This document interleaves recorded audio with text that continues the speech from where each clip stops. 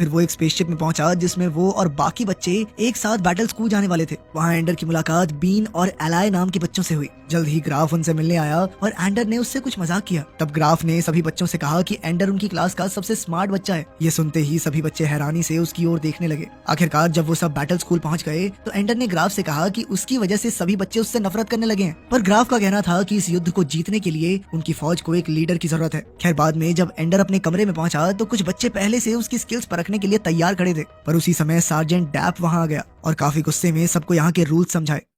फिर बाद में क्लास के दौरान ग्राफ ने सबको अपनी जिम्मेदारियां समझाई और उन्हें मेजर की जीत की वीडियो दिखाई जिसमें उसने एलियंस की स्पेसशिप का खात्मा किया था। लेकिन एंडर को ये वीडियो थोड़ी अजीब लगी। खैर अगली सुबह उनकी टीम को बैटल रूम में ले जाया गया। ग्राफ ने एंडर को सबसे पहले भेजा और फिर धीरे धीरे बाकी बच्चे भी बिना ग्रेविटी के अपना रास्ता ढूंढना सीख गए। फिर एंडर और बेन ने मिलकर अपने हथियार इस्तेमाल करके देखने का फैसला किया। तब उन्हें पता चला कि उनकी गोली शरीर के किसी भी हिस्से को छुएगी तो वो वहीं जाम हो जाएंगे। आखिरकार ग्राफ ने सबको वापस बुला लिया और उन्हें बताया गया कि बैटल रूम में वो बाकी स्कूल की टीम के साथ मुकाबला करेंगे। फिर डैप ने उन्हें गेम्स के रूल्स समझाए। अगर वो दुश्मन के हाथ या पैरों पर वार करेंगे तो 1 पॉइंट मिलेगा और छाती पर वार करने पर 6 पॉइंट मिलेंगे। अगर दोनों टीम्स में से कोई भी खिलाड़ी बिना गोली खाए दुश्मनों के दरवाजे तक पहुंच गया तो उसकी टीम जीत जाएगी। फिर अगले 3 महीने तक एंडर ने स्कूल में जमकर ट्रेनिंग की। ट्रेनिंग के दौरान उन्हें एलियंस के फ्लाइट पैटर्न सिखाने के साथ साथ मार्शल आर्ट्स की भी ट्रेनिंग दी जाती। एंडर को लगता था कि उन्हें अपने दुश्मनों के बारे में पूरी तरह से जानकारी नहीं है। सच तो ये था कि किसी ने उन्हें कभी ये नहीं बताया कि आखिर मेजर ने कैसे पूरी एलियन फौज को हराया था। ग्राफ ने एंडर से कहा कि वो सबका लीडर बने, मगर एंडर नहीं जानता था कि वो ये कैसे कर पाएगा। यहाँ सब एक दूसरे से अलग थे और एंडर का कोई भी दोस्त नहीं था। फिर एक शाम ग्राफ ने उनकी क्लास को बताया कि उनसे आगे की क्लास के कुछ बच्चे कमांड स्कूल में नहीं जा पाए, इसीलिए अब उनके पास ये मौका था। अगले दिन उनकी टीचर ने बताया कि डीप स्पेस नेविगेशन टेस्ट में सिर्फ 3 बच्चे पास हुए थे और वो थे एलाय, बीन और एंडर। ये सुनते ही बर्नार्ड ने उन पर चीटिंग का इल्जाम लगाया। खैर बाद में लंच के दौरान क्लास के बच्चे बर्नार्ड को अकेला छोड़कर एंडर के साथ बैठ गए। फिर शाम को एंडर को अपने टैबलेट पर एक गेम मिली तो वो खेलने लगा और एलाय साथ में उसे देख रहा था। इस गेम में एंडर एक चूहा था जिसे 2 ग्लासेस में से कोई एक चुनना था, लेकिन एंडर जो भी ग्लास चुनता उसमें चूहा मर ही जाता था। आखिरकार उसने सामने मौजूद दानव पर हमला करने का फैसला किया और उसे हराते ही उसने ये लेवल पार कर लिया। एलाय को समझ नहीं आया कि ऐसा क्यों हुआ, तो एंडर ने कहा कि एकेडमी उन्हें हिंसक बनाने की कोशिश कर रही है। उधर ग्राफ और एंडरसन भी ये गेम देख रहे थे क्योंकि ये भी एक टेस्ट था और एंडरसन एंडर के जीतने पर काफी हैरान हुई क्योंकि आज तक पहले ऐसा कभी नहीं हुआ था। इससे ये भी साबित हो गया था कि एंडर एक बेहतरीन खिलाड़ी है, इसलिए जल्द ही एंडर को सैलमेंडर आर्मी में भेज दिया गया जो आज तक कोई भी मुकाबला ना हारने के लिए जानी जाती थी। जब एंडर उनकी टीम में पहुंचा तो उसकी मुलाकात हुई पेट्रा से, जो इस टीम की इकलौती लड़की थी। फिर वो इस टीम के लीडर बॉन्जो से मिला जो एंडर के आने पर काफी गुस्सा था क्योंकि उसका मानना था कि ये दुबला पतला सा लड़का हमसे बेहतर है क्या, क्यों डाल रहे हो हमारी टीम में। बॉन्जो ने एंडर से सीधे तौर पर कहा कि वो उसे जल्द से जल्द वापस भेज देगा और तब तक कोशिश करना कि किसी के रास्ते में ना आ जाओ तुम। बॉन्जो ने उससे कहा कि बैटल रूम में होने वाले मुकाबले के दौरान जब तक उनकी टीम दुश्मनों के दरवाजे तक नहीं पहुंच जाती तब तक वो एक कोने में चुपचाप खड़ा रहे।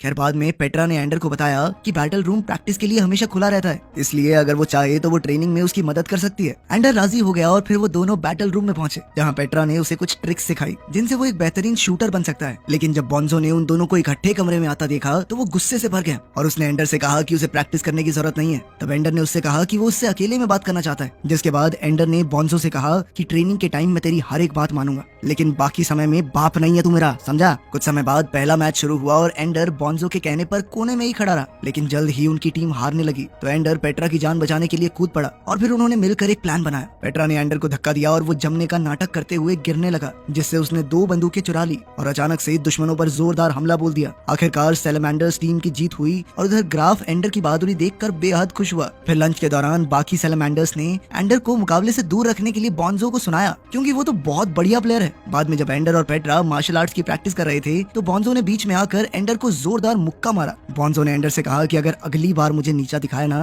तो तुझे जान से मार दूंगा। अगले दिन ग्राफ ने एंडर को अपने ऑफिस में बुलाकर पूछा कि क्या वो अपनी खुद की टीम बनाकर उसका लीडर बनना चाहेगा। उसकी टीम का नाम होगा ड्रैगन आर्मी। जल्द ही एंडर इसके लिए राजी हो गया। आखिरकार डैप ने एंडर को उसका नया कमरा दिखाया जहाँ वो अपनी टीम से मिला, जिसमें एलाय, बीन और बर्नार्ड भी शामिल थे। एंडर ने कहा कि वो एक दूसरे के साथ इज्जत से पेश आएंगे और एक टीम की तरह मिलकर काम करेंगे। इसके बाद से एंडर ने अपनी टीम से कड़ी मेहनत करवाई और जल्द ही उनकी टीम तीसरे रैंक पर आ गई। तब एंडरसन ने ग्राफ को याद दिलाया कि उन्हें ऊपर से ऑर्डर्स मिले हैं और उन्हें जल्द से जल्द आगे जाने वाली टीम का नाम भेजना होगा। पर ग्राफ इस बात से परेशान था कि ड्रैगन्स अब तक पहले रैंक पर नहीं पहुंचे थे। तब ग्राफ ने ऐसा आइडिया निकाला जो आज तक कभी नहीं हुआ था। उसका कहना था कि वो पहली 3 टीम्स ड्रैगन्स, सैलमेंडर्स और लेपर्ड्स के बीच में मुकाबला करवाएंगे और जो जीतेगा वही आगे जाएगा। उसी पल सभी टीम्स को खबर दे दी गई और हड़बड़ी में तैयार होते हुए एंडर की टीम के एक प्लेयर के पैर में चोट लग गई। अब एंडर ने उसे इलाज के लिए भेज दिया और एक खिलाड़ी कम लेकर भी मुकाबले के लिए तैयार हो गया। मगर खुशकिस्मती से ग्राफ ने उस लड़के की जगह पेट्रा को एंडर की टीम में भेज दिया। अब एंडर ने सबसे पहले एक लड़के को पेट्रा की ढाल बनाकर भेज दिया ताकि वो अपनी बेहतरीन निशानेबाजी से दरवाजे पर मौजूद योद्धाओं का सफाया कर सके। इसके बाद उसने बीन की कमर पर रस्सी बांधकर उसे पूरे कमरे का मुआयना करने भेजा। इससे मिलने वाली जानकारी की मदद से एंडर ने आगे का प्लान बनाया। फिर उसकी पूरी टीम ने एलाय के चारों ओर गोला बनाया और वो सीधा दुश्मनों के दरवाजे तक पहुंचे। आखिरकार वो मुकाबला जीत चुके थे। गेम के बाद बॉन्जो ने शावर में जाकर एंडर को मुकाबले के लिए ललकारा। एंडर को वैसे इसमें कोई दिलचस्पी नहीं थी, पर उसके पास अपना बचाव करने के लिए कोई दूसरा चारा नहीं था। इस दौरान एंडर ने गलती से बॉन्जो को इतनी जोर से धक्का दे दिया कि वो जमीन से टकराकर बेहोश हो गया। अब बॉन्जो को जल्द से जल्द सर्जरी के लिए हॉस्पिटल ले जाया गया, जहां एंडरसन और पेट्रा एंडर को हौसला दे रहे थे। पर तभी ग्राफ एंडर को अकेले में बात करने ले गया। ग्राफ ने कहा कि बॉन्जो जिंदा बच जाएगा, ज्यादा सोचने की जरूरत नहीं है। लेकिन एंडर को उसकी बातों पर पूरी तरह यकीन नहीं था। तब ग्राफ ने कहा कि सर्जरी के बाद बॉन्जो को रिकवरी के लिए धरती पर वापस भेज दिया जाएगा। इस पर एंडर ने कहा कि वो भी धरती पर वापस जाकर अपनी बहन से मिलना चाहता है, पर ग्राफ ने उसे प्रोग्राम बीच में छोड़कर जाने की इजाजत नहीं दी, तो एंडर ने खुद ही प्रोग्राम छोड़ दिया। बाद में एंडरसन ने ग्राफ को समझाया कि थोड़ा तो रहम खाओ, बच्चे ही तो हैं। जिस पर ग्राफ ने पूछा कि वो एलियंस हम पर तरस खाएंगे। अगर इंसानियत को बचाना है ना, तो इन बच्चों को योद्धाओं में बदलना होगा हमें। कुछ समय बाद हम देखते हैं कि जब धरती पर वैलेंटाइन अपने घर लौटी तो उसने देखा कि ग्राफ उससे मिलने आया था। इसके बाद ग्राफ ने वैलेंटाइन से कहा कि अपने भाई को समझाने में मेरी मदद करो। वैलेंटाइन ने एंडर को समझाया कि अपने बचाव के लिए उसने बॉन्जो पर हमला करके कोई गलती नहीं की और वो हमेशा तो यूं छिपकर नहीं रह सकेगा ना। अगर उसके ना लड़ने की बदौलत वो एलियंस जीत गए तो सब कुछ खत्म ही हो जाएगा। आखिरकार एंडर ने आर्मी में वापस शामिल होने का फैसला किया। अब एंडर को बैटल स्कूल वापस ले जाने की बजाय उसे फॉर्मिक एलियंस के प्लैनेट के पास मौजूद बेस पर ले जाया गया, जहां उसे आखिरी टेस्ट के लिए ट्रेनिंग दी जाएगी। अगर सब कुछ ठीक रहा तो एंडर एलियंस पर हमला करने वाली पूरी आर्मी का कमांडर होगा। उनका बेस एक ऐसे प्लैनेट पर था जहां पहले फॉर्मिक्स रहते थे और आज से 30 साल पहले इंसानों ने यहां हमला करके उन्हें भगा दिया। अब एंडर को समझ नहीं आ रहा था कि अगर फॉर्मिक्स अपने प्लैनेट पर आराम से रह रहे थे तो उन पर बेवजह हमला करने की जरूरत क्या थी। इस पर ग्राफ ने कहा कि आज हमला नहीं कर रहे, इसका मतलब ये तो नहीं ना कि कल भी नहीं करेंगे। खैर फिर डैप एंडर को उसके नए कमरे में ले गया। फिर अगली सुबह जब एंडर की आंख खुली तो वो टैटूज से भरे एक अजीबोगरीब आदमी को देखकर बेहद डर गया। उस आदमी ने अचानक एंडर को मुक्का मारकर कहा कि उसे किसी पर भरोसा नहीं करना, अपने टीचर्स पर भी नहीं। ये इंसान कोई और नहीं बल्कि मेजर था, यानी कि वो आज तक जिंदा था। तब एंडर ने उससे कहा कि उसे काफी समय से एक चीज समझ नहीं आ रही। जब भी उन्हें मेजर के हमले की वीडियो दिखाई जाती है तो जैसे ही एलियंस की स्पेसशिप में धमाका होता है वीडियो रुक जाती है। तब मेजर एंडर को पूरी वीडियो दिखाने ले गया और तब ये खुलासा होता है कि जब मेजर ने मेन स्पेसशिप को तबाह किया तो बाकी सारी फॉर्मिक शिप्स ने हमला करना बंद कर दिया और वो सभी जहाज आसमान से नीचे गिरने लगे। मेजर ने उसे समझाया कि फॉर्मिक्स को चींटियों की तरह समझना चाहिए। वो हमेशा अपनी रानी का हुक्म मानते हैं और अगर रानी नहीं रही तो कुछ सोच समझ नहीं पाते और खुद ही मर जाते हैं। ये वीडियो आधी इसलिए दिखाई जाती है क्योंकि उन्हें यकीन नहीं था कि मेजर ने रानी को पूरी तरह से तबाह किया या नहीं। इसका मतलब ये था कि वो उनके तरीके पर पूरी तरह से नहीं चल सकते। अगर फॉर्मिक्स ने नई फौज खड़ी कर ली है तो जाहिर सी बात है कि उनके प्लैनेट पर एक नई रानी भी होगी। मेजर का मानना था कि वो सब पानी की खोज में पृथ्वी पर आए थे। खैर फिर मेजर ने एंडर को अपनी नई टीम से मिलवाया जो ट्रेनिंग के दौरान उसकी मदद करेगी। इस टीम में बर्नार्ड, बीन, पेट्रा और एलाई शामिल थे। फिर मेजर ने उनकी टीम को बताया कि फॉर्मिक्स पिछले कुछ समय से बहुत तेजी से अपनी आर्मी बढ़ा रहे हैं, इसलिए उन्हें पहले ही फॉर्मिक्स पर हमला करना होगा ताकि वो भविष्य में इंसानों पर हमला करने के बारे में सोचें भी ना। हालांकि एंडर अब भी यही मानता था कि एलियंस अपने काम से काम रख रहे हैं तो उन्हें हमला नहीं करना चाहिए। यार अब ट्रेनिंग के लिए उन्हें नकली युद्ध जैसी सिमुलेशंस में भेजा जाएगा जहां एंडर इस मिशन का लीडर होगा और उसके टीममेट्स ड्रोन से बनी फौज को कमांड करेंगे। अब उनका सबसे जरूरी मकसद था MD-500 हथियार को बचाना,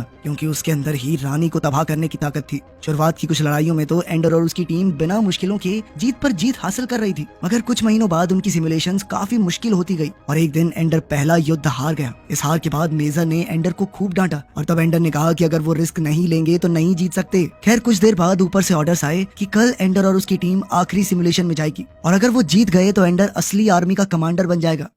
फिर शाम को जब एंडर पेट्रा से बात कर रहा था तो उसने कहा कि वो युद्ध में नहीं जाना चाहता, बल्कि वो दुश्मनों से बात करके उन्हें समझाना चाहता है। तब पेट्रा ने बताया कि रिसर्च के मुताबिक फॉर्मिक एलियंस के पास वोकल कोड्स नहीं है, यानी वो बात कर ही नहीं सकते। इस पर एंडर ने कहा कि उनसे बातचीत करने का कोई तरीका तो होगा। खैर अगली सुबह एंडर अपनी टीम के साथ आखिरी सिमुलेशन के लिए तैयार हो गया। इधर ग्राफ, मेजर और बहुत सारे बड़े ऑफिसर्स ये सिमुलेशन देखने आए थे। ये सिमुलेशन फॉर्मिक एलियंस के प्लेनेट पर ही होने वाली थी और अचानक उन्हें दुश्मन की फौज दिखाई दी। तब एंडर ने एलाई को MD-500 एक्टिवेट करने का हुक्म दिया ताकि पेट्रा उसके दुश्मनों पर वार कर सके, लेकिन ऐसा करते ही बाकी की फौज अपना प्लेनेट छोड़कर उन पर हमला करने निकल पड़ी। अब MD-500 को रिचार्ज होने के लिए थोड़ा वक्त लगेगा, तो एंडर ने उसी स्ट्रेटेजी से चलने का फैसला किया जो उसने बैटल रूम में इस्तेमाल की थी। उसने अपने मेन हथियार को बाकी छोटी छोटी शिप से घेर कर ढाल बना दी और पेट्रा को MD-500 को एलियंस के प्लेनेट की ओर ले जाने को कहा। जैसे ही वो प्लेनेट के वातावरण में घुसे तो उनकी ढाल जलने लगी। तब एंडर ने बीन को ड्रोन्स भेजकर एलियंस का मुकाबला करने को कहा ताकि उनका आगे का रास्ता साफ हो जाए। फिर जैसे ही MD-500 प्लेनेट के पास पहुंचा तो वो रिचार्ज हो चुका था। एंडर ने ऐन वक्त पर पेट्रा को हमला करने का हुक्म दिया और ऐसा करते ही फॉर्मिक प्लेनेट पर मौजूद हर एक एलियन जलकर भस्म हो गया और आखिरकार वो युद्ध जीत गए। उसी पल सभी लोग जीत का जश्न मनाने लगे, पर तभी एंडर ने देखा कि सिमुलेशन तो खत्म ही नहीं हुई, क्योंकि उन्हें अभी भी जलते हुए प्लेनेट की तस्वीरें दिख रही थी। तभी पीछे से मेजर और ग्राफ ने आकर एंडर का शुक्रिया अदा किया, क्योंकि उसने इंसानियत को बचा लिया था। तब ये खुलासा होता है कि आज का युद्ध कोई सिमुलेशन नहीं बल्कि असली युद्ध था। ये सुनते ही एंडर मानो अंदर से टूट गया और फूट फूट कर रोने लगा। उसे एहसास हुआ कि उसने अपने ही फौजियों को ढाल बनाकर उनकी कुर्बानी दे दी थी। साथ ही उसने ऐसे क्रीचर्स का प्लेनेट तबाह कर दिया जिन्होंने पिछले 50 साल से कभी धरती पर हमला भी नहीं किया था। हालांकि बाकी सब उसे हीरो समझते थे, लेकिन एंडर खुद को सिर्फ एक कातिल की नजर से देख रहा था। अब एंडर अपना आपा खोने लगा तो एक नर्स ने तुरंत उसे एक इंजेक्शन देकर सुला दिया। फिर उसे एक कमरे में ले जाया गया जहाँ पेट्रा उसे देख रही थी। फिर एंडर ने अपने सपने में एक अजीबोगरीब क्रीचर देखा तो उसे एहसास हुआ कि ये कोई और नहीं बल्कि फॉर्मिक एलियंस की रानी थी, जो हमेशा से उसके सपनों में आया करती थी। वो उससे बात करने की कोशिश कर रही थी। आखिरकार एंडर को समझ आया कि रानी को क्या चाहिए, तो वो तुरंत उठा और कमरे से बाहर भागा, जिसके बाद पेट्रा उसके पीछे ऑक्सीजन टैंक लेकर दौड़ी। लेकिन एंडर ने उसे रोक कर लौट जाने को कहा, क्योंकि उसे ये काम अकेले ही करना होगा। इसके बाद वो चलते चलते खंडहर बिल्डिंग तक जा पहुंचा, जहाँ उसने फॉर्मिक रानी को उस गोले के साथ देखा। ये गोला असल में एक अंडा था। सच तो ये था कि वो एलियंस कभी इंसानों पर हमला करने आए ही नहीं थे, बल्कि वो तो अपने बच्चों के लिए पानी की तलाश कर रहे थे। तभी रानी ने एंडर के करीब आकर उसके कंधे पर अपना पंजा रखा, पर जब उसे एहसास हुआ कि एंडर उसे नुकसान नहीं पहुंचाएगा तो वो पीछे हट गई। अब एंडर समझ गया था कि रानी मरने वाली है, तो उसने अंडा उठाया और वादा किया कि वो इसके लिए एक अच्छा घर